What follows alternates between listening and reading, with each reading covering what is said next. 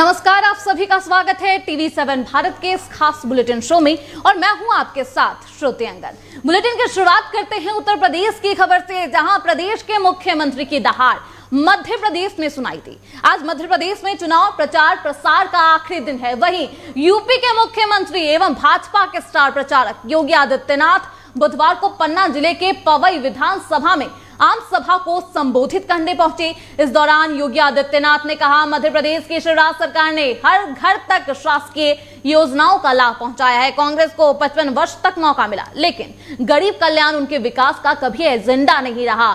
योगी आदित्यनाथ ने कांग्रेस की सरकार पर जमकर हमला बोला। साथ ही पीएम मोदी के विचारधारा सबका विकास और सबका साथ की तारीफ की। क्या कुछ कहा सीएम योगी आदित्यनाथ ने, सुनिए।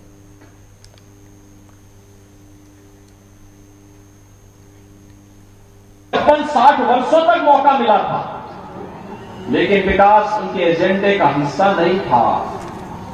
गरीब कल्याण उनके एजेंडे का हिस्सा नहीं था। वनवासियों, गिरवासियों, हरिजनों, जनजाति समुदाय के का उत्थान हो, उनका कल्याण हो, वे भी सुख और समृद्धि के मार्ग पर आगे बढ़ सके, ये कांग्रेस के एजेंडे का हिस्सा नहीं था।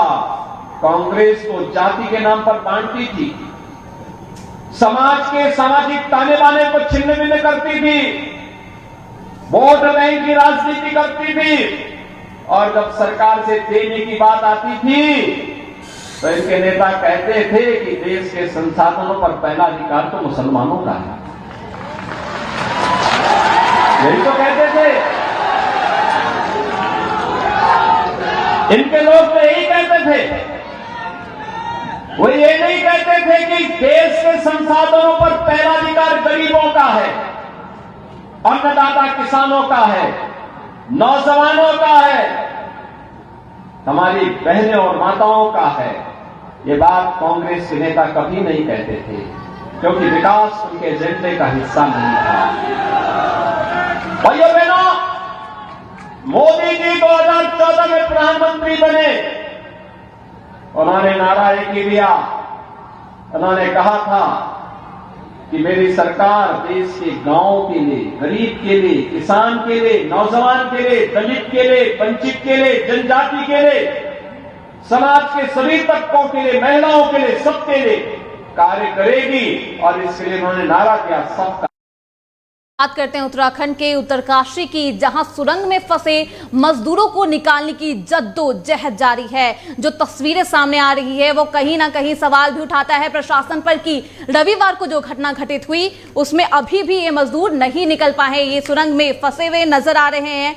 आप अपने टीवी स्क्रीन पर देख सकते हैं किस तरीके से ये सभी मजदूरों को निकालने की जद्दोजहद की जा रही है। उत्तरकाशी जिले के यमुनोत्री हाईवे पर सिलक्याड़ा से डंडाल गांव तक बनाई जा रही सुरंग का एक हिस्सा रविवार सुबह ढह गया, जिसकी वजह से ये सभी मजदूर वहां पर फंस गए और अभी भी उन मजदूरों को निकालने की जद्दोजहद की जा रही है, जो कि लगातार इस तरीके से उनको खाना भी पाइपलाइन के द्वारा पहुंचाया जा रहा है। ये वो तस्वीरें हैं जिसमें आप देख सकते हैं किस तरीके से पाइपलाइन के द्वारा इन सभी फंसे मजदूरों को खाना पहुंचाया जा रहा है। टनल बनाने वाली company national highways and infrastructure development corporation limited की मजदूरों को करीब 1 मीटर लंबे स्टील पाइप से निकालने की योजना बनाई गई है। टनल हादसे को 24 घंटों से ज्यादा का वक्त हो चला है, लेकिन अभी तक ये मजदूर वहां फंसे नजर आ रहे हैं। 60 मीटर के मलबों को काट दिया गया है और 30 से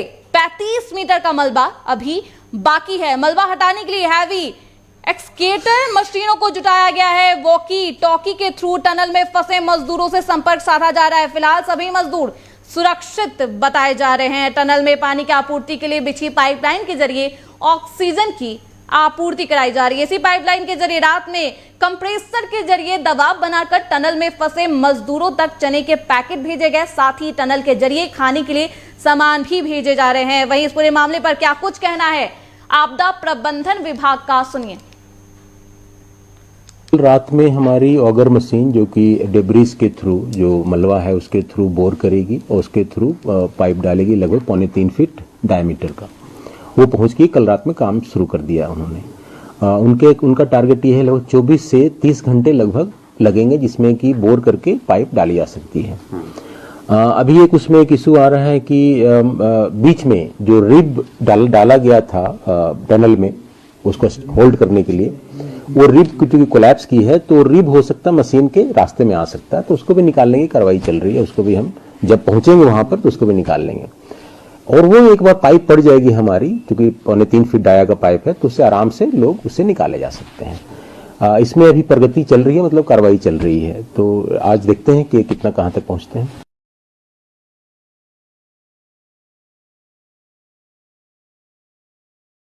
दिल्ली में बढ़ रहे प्रदूषण की, जिसका असर अब नोएडा में भी दिखने लगा है।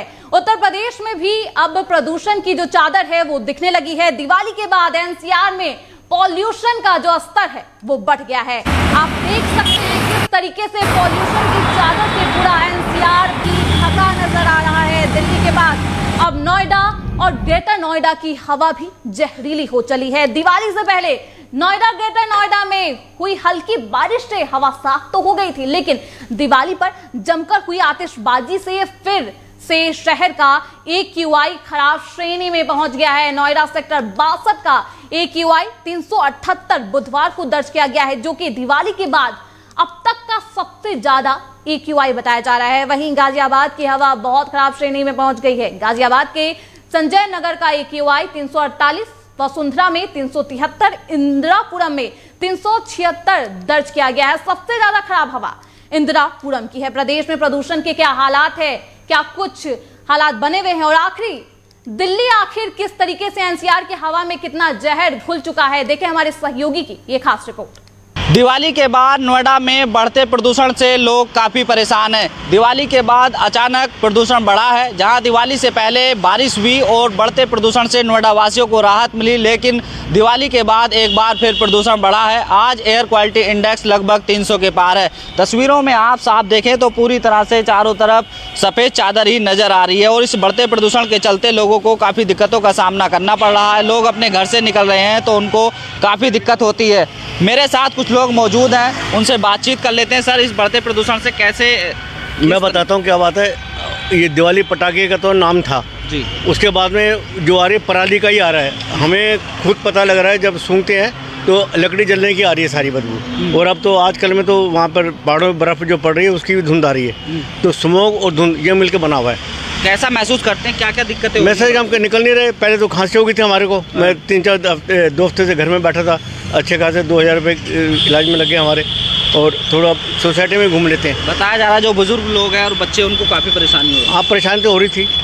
अब जब बारिश के बाद थोड़ी रात मिली थी, एक दिन बम पटाखे 2 घंटे क्या चले, शोर मचा दिए सब कम्युनिस्टों ने, और ये जो हिंदू विरोधी है उन्होंने शोर मचा रखा है। पराली की बदबू आ रही है खूब, उन्हीं का धुआं है, पराली का ही धुआं है। स्मेल से पता लग जाता है। लेकिन 1 घंटे 2 घंटे में क्या होता है, कुछ होता है। क्षेत्र में प्रतिबंध था पटाखों पर, लेकिन पटाखे फिर भी जलाए गए। प्रतिबंध तो बेकार लगाते हैं ना। बकरों के ऊपर लगाओ, जो काटते हैं बकरों को। यहाँ पे हिंदुओं का जी उतना ताजे को ऊंचाई के ऊपर लगाओ, किसी को नहीं लगा। सिर्फ हिंदुओं को ये जला कट्टी है, ये कबूतर उड़ाने, उनके पक्षियों को नुकसान पहुँचता है, हवाई जाते हैं हिंदुओं को नुकसान पहुँचता है। ये ऐसे चला रखा है। देखिए, ये थे जो बता रहे थे कि बढ़ते प्रदूषण से एक तरफ दिक्कत हो रही है, लेकिन उनका कहना है कि दिवाली से प्रदूषण नहीं हुआ है। जो पराली पंजाब में और हरियाणा में जल रही है उसके चलते नोएडा एनसीआर में इस बढ़ते प्रदूषण से काफ़ी दिक्कतें हो रही हैं। लेकिन इस बढ़ते प्रदूषण पर कैसे कमान होगी, नोएडा वासियों को कब राहत मिलेगी? जब बारिश हुई तो थोड़ी राहत हुई, लेकिन दिवाली के बाद एक बार फिर स्थिति गंभीर हुई है। नोएडा से TV7 भारत के लिए मैं साजिद अली। नोएडा में चोरों के हौसले इतने बुलंद हैं कि सेक्टर 60 के एक गेस्ट हाउस में आसानी से चोरों ने 4 करोड़ रुपए पर हाथ साफ कर दिया। बताया जा रहा है कि ये कैश एक निजी कंपनी का था और निजी कंपनी पर कुछ दिन पहले ही IT की रेड हुई थी और इसी से बचने के लिए निजी कंपनी ने गेस्ट हाउस में इस कैश को रखा था। फिलहाल सेक्टर 58 थाना पुलिस ने इस पूरे मामले में FIR दर्ज की है और निगरानी करने वाले कुछ लोगों को पुलिस ने हिरासत में भी लिया है। पुलिस कब तक खुलासा करेगी ये देखने वाली बड़ी बात होगी, लेकिन बड़ा सवाल या निशान ये खड़ा होता है कि आखिरकार इतने बड़े कैश पर कैसे चोरी की घटना सामने आई और चोरों ने कैसे इस पर अपना हाथ साफ कर दिया, जबकि CCTV और अपने कर्मचारियों से निजी कंपनी निगरानी करा रही थी। नोएडा से TV7 भारत के लिए मैं साजिद अली।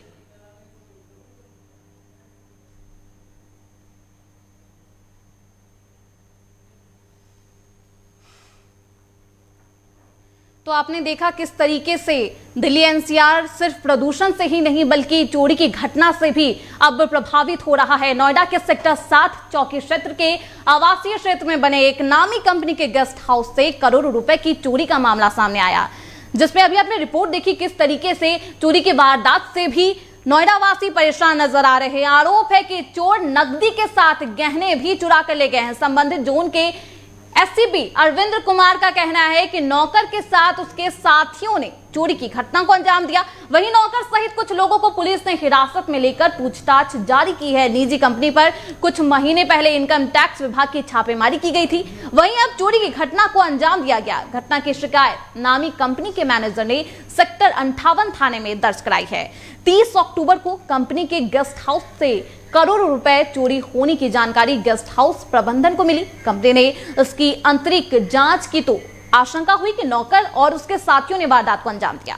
2 नवंबर को प्रबंधन की ओर से इसकी शिकायत पुलिस से की गई और पूरा मामला क्या है देखिए, आप देख चुके हैं कि किस तरीके से इस वारदात से अब नोएडा एनसीआर फिर से दहल उठा है और चोरी के वारदात लगातार कई जिलों से कई इलाकों से सामने आ रहे हैं। फिलहाल इस बुलेटिन में मेरे साथ इतना ही। देश दुनिया से जुड़े सभी खबरों को देखने के लिए बने रहें TV7 भारत के साथ।